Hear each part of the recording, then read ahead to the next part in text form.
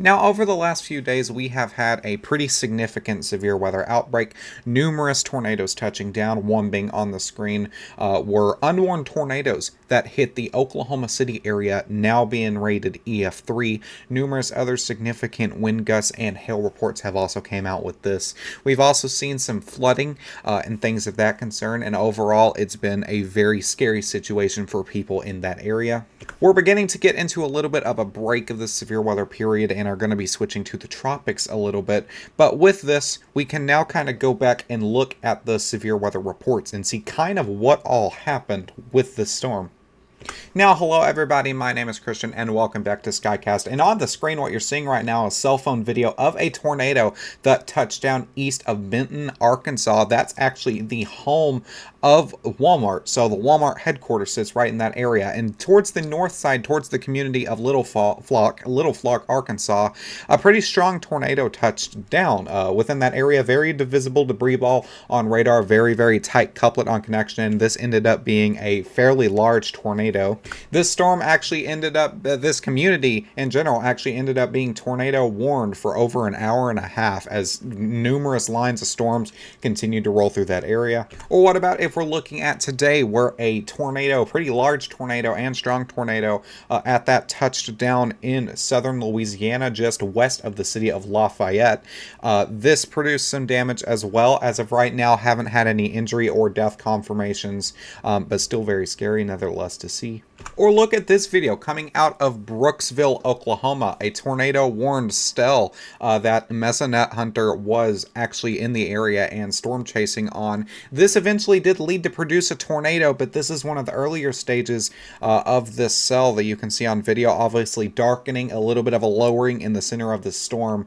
But very, very scary day. Very storm chase approved day, but very, very scary over the last couple of days towards New Mexico into Texas. Even into portions of the Central Plains and on east into Arkansas, where we've seen that trough move through and that cold front continue to push.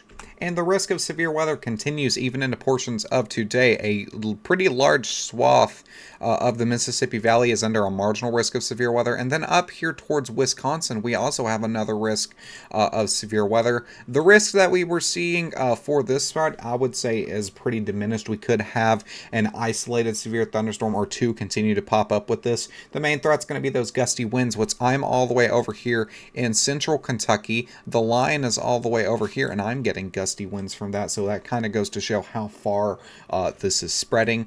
But we did have tornado warnings, Louisiana and Arkansas, this morning, and that's pretty much diminished those tornado warnings as rotating storms. This congealed into a line. Embedded storms possible. The threat for up here towards the north side will continue to progress into the afternoon and evening. We could see a brief tornado out here, but some stronger wind gusts, gusty winds, and a little bit of hail is the main concern that we're going to be seeing for this. And if we're looking at all the storm reports I was seeing, this has been over the last 72 hours. So you can see storm reports coming out from Wichita all the way down into Midland, all the way down here into New Orleans, and all the way back up. And this whole area received some sort of severe thunderstorm or some sort of rain or something like that. We have these alerts as far north as Wichita, where we've seen wind gusts of 50, 60, possibly even some gusting to 70 miles an hour. Oklahoma City seen a tornado with this area. This moved into the Valley Brook area, just to the northeast of Norman, northeast of Moore. That has been preliminary rated EF3. We also had a tornado east of Wichita Falls and numerous others from anywhere near Fayetteville, where the video we showed earlier, Fayetteville in that area out there. Today, also seen another tornado. One of the other videos I showed just moments ago, we do have that report coming out of the west of Lafayette area. So very, very active severe weather pattern over the last few days. It is expected to calm a little bit for day 3. We do have a little bit of severe weather through portions of central Texas. Some gusty winds, maybe some marginally severe hail, maybe a low in tornado threat popping up with that, but overall it's not really expected to be anything too crazy. So sit back, enjoy kind of the fall weather. This cold front will continue to move through towards the east with this line of storms, and we'll start getting a little bit of cooler temperatures before those shoot back up with the 6 to 10 day outlook. Now I do want to switch over to tropics a little bit, where we do have a Hurricane Raphael that is forming in the Caribbean.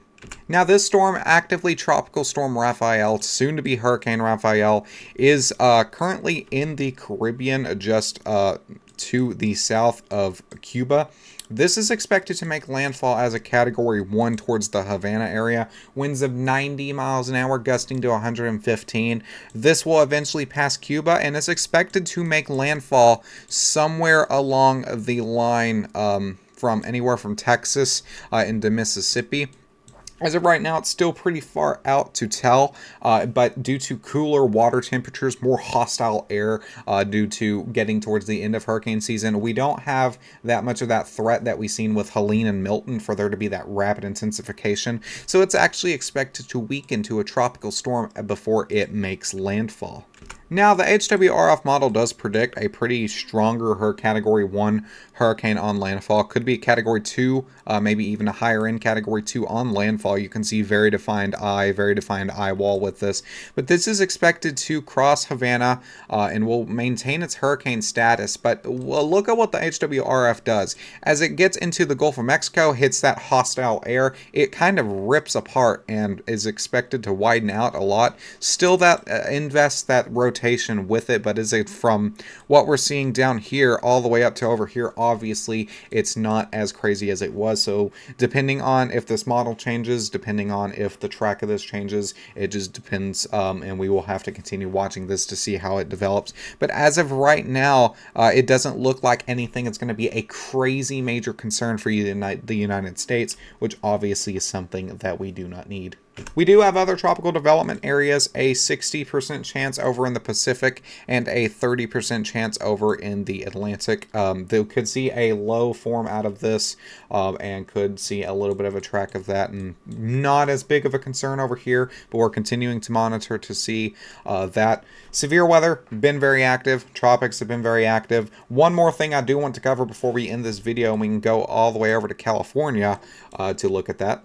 The Weather Prediction Center has issued a extreme risk of fire weather. This is going to be towards the Oxnard, Santa Clarita area. This is going to be north of Los Angeles. So thankfully that big city isn't included. But if you are in this area anywhere along the red or the yellow, obviously you need to not burn anything. But if you are specifically in this pink, do not do anything fire related. Do not burn trash. I know some people do that over here towards the eastern United States. I don't know if they do it over there, but don't do anything fire related, even something as small as throwing a cigarette butt out of a car. Do not even do that. Be very, very aware. There's going to be a decent amount of wind coming onshore, and that's going to, with the low humidity, and all that, that's just what's going to cause this blowing wind. And anything that sparks, the dry ground, anything that sparks, it'll be able to blow very quickly. So do not, for the love of you, burn anything out for the next few days. This risk is for tomorrow. So it's not for today, but do keep an eye out on this tomorrow. So thank you guys so much for tuning in and choosing Skycast as your go-to weather.